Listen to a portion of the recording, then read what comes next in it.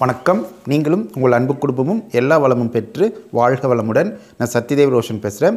இன்றைக்கி சரவித்தையில் வரக்கூடிய ஒரு சூப்பரான பயிற்சி பார்க்க போகிறோம். இந்த பயிற்சி பண்ணுறது மூலிமா என்ன நடக்கும் அப்படின்னா, நம்ம என்ன நினைக்கிறோமோ அதை மற்றவங்க மனசில் அழுத்தமாக பதிவு வைக்க முடியும். நம்ம என்ன நினைக்கிறோமோ அதை அவங்க செய்ய வைக்க முடியும். ஓகேங்களா?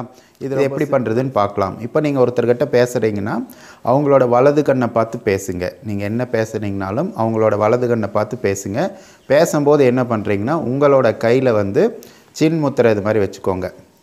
பெருவிரலோட முனையும் ஆள்காட்டி விரலோட முனையும் இப்படி இணைச்சி வச்சுக்கோங்க. இது ஒரு கையில் வச்சாலும் சரி, ரெண்டு கையில் வச்சாலும் சரி.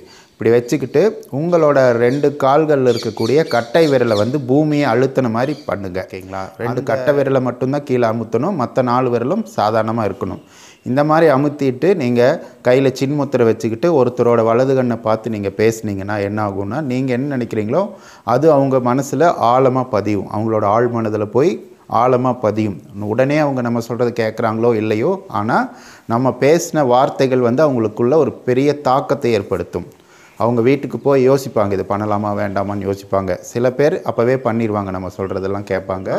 பொருளாதார ரீதியான பேச்சுவார்த்தை நடக்கும்போது குபேர முத்திரை வச்சுக்கோங்க கையில். இந்த மாதிரி பெருவிரல், ஆள்காட்டி விரல், நடுவிரல், இந்த 3 முனைகளையும் 3 விரல்களோட முனையும் இப்படி இணைச்சிக்கோங்க. மற்ற 2 விரல்களை உள்ளங்கையில் வச்சுக்கோங்க. இதையும் 2 கையில் செய்யக்கூடிய பயிற்சி தான். இதை நாங்கள் கீழே பார்த்த மாதிரி வச்சுக்கலாம், அடி மேலே வச்சுக்கலாம். யாராவது கூட பேசும்போது கை இப்படி தொங்க போட்டு கீழே கூட வச்சுக்கிட்டு பேசலாம். பொருளாதார சம்மந்தப்பட்ட பேச்சுவார்த்தை நடத்தும் போது இந்த மாதிரி வச்சுக்கிட்டு நீங்கள் பேசினீங்கன்னா அந்த டீலிங் நமக்கு சாதகமாக முடியும். ஓகேங்களா?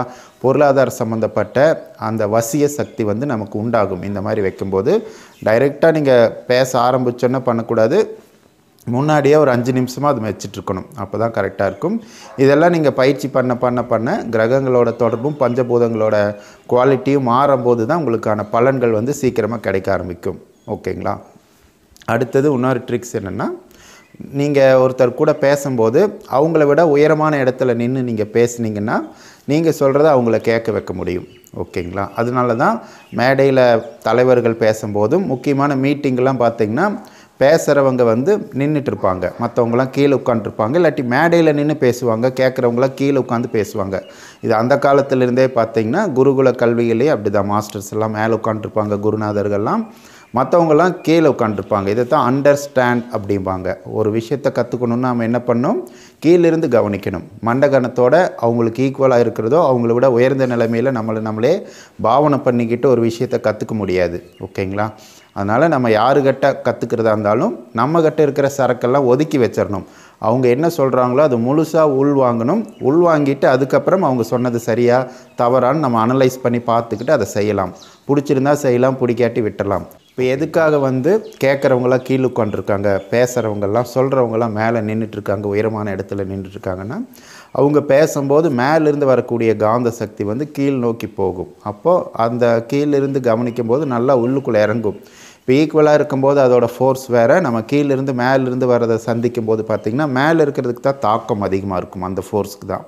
அதனால தான் எப்போவுமே மேடையில் பேசும்போதும் தலைவர்கள் பேசும்போதும் ஸ்கூலில் காலேஜஸில் எல்லாமே டீச்சர்ஸ் நின்றுட்டுருக்காங்க, நம்மெல்லாம் உட்காந்து கவனிக்கிறோம். ஓகேங்களா? அதனால் இது மாதிரி நீங்கள் நல்ல விஷயத்துக்காக பயிற்சி பண்ணுங்கள். அதே மாதிரி நாங்கள் சொல்கிறதெல்லாம் நெகட்டிவான ஆளுகள்லாம் பயன்படுத்தினாங்கன்னா ஒன்றும் அவங்களுக்கு யூஸ் ஆகாது. அது மாதிரி ஒரு காப்பு போட்டு வச்சுருக்கோம். நீங்களும் உங்கள் அன்பு குடும்பமும் எல்லா வளமும் பெற்று வாழ்க வளமுடன்.